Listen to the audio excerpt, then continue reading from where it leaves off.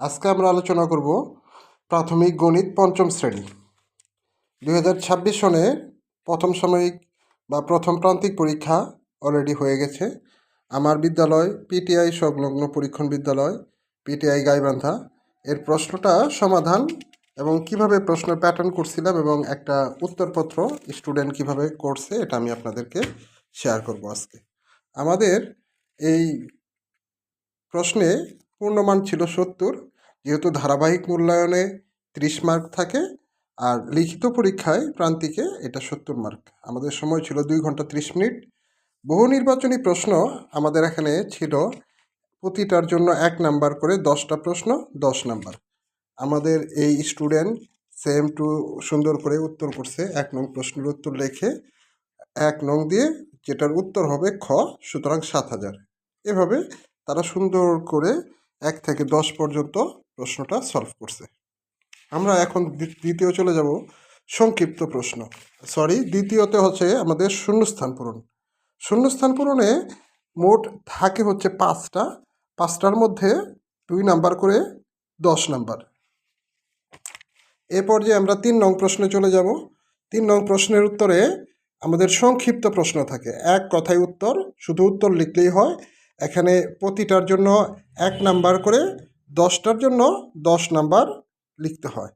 এ পর্যায়ে আমরা তৃতীয় যে প্রশ্নটা ছিল সেটা শেষ হয়ে গেল। চতুর্থ প্রশ্নে অথবা থাকে 2টা প্রশ্নের উত্তর দিতে হয়, 3টা প্রশ্ন থাকে 2টার উত্তর দিতে হয়।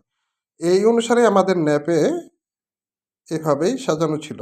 3টা প্রশ্ন থাকবে, 2টার উত্তর দিতে হবে, 3 দুগুণে 6 নাম্বার। আমরা যে প্রশ্নটা আমাদের স্কুলে করছিলাম এবার, এটা আমি স্ক্রিনে শেয়ার করতেছি। 5 নাম্বার পর্যায়ে 2টা প্রশ্ন থাকে, কিন্তু একটার উত্তর দিতে হয় 6 নাম্বার থাকে। একটার উত্তর দিবে এবং 6 নাম্বার। এটা আমি সৃজনশীলের মতো করে করার চেষ্টা করছি। 6 নাম্বারে যে প্রশ্নের উত্তরটা দিতে হয়, এখানে 3টা প্রশ্ন থাকে, 12 নাম্বার থাকে, 3টার মধ্যে 2টার উত্তর দিতে হয়, 6 দুগুণে 12 নাম্বার।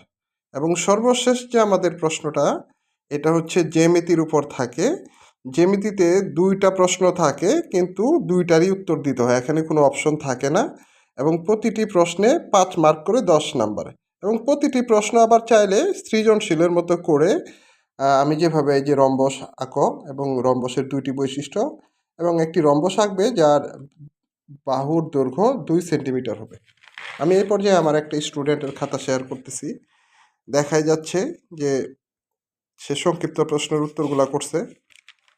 তারপর আমরা দেখতে পাচ্ছি 2 নং প্রশ্নের উত্তর খুব সুন্দর করে করছে। 3 নং প্রশ্নের উত্তর। আমরা প্রশ্নের উত্তর করার ক্ষেত্রে অবশ্যই খুব খাতা কাটা ছেঁড়া কম করব, করে প্রশ্নের উত্তর সলভ করার চেষ্টা করব। ঠিক আছে, আজকে এই পর্যন্তই।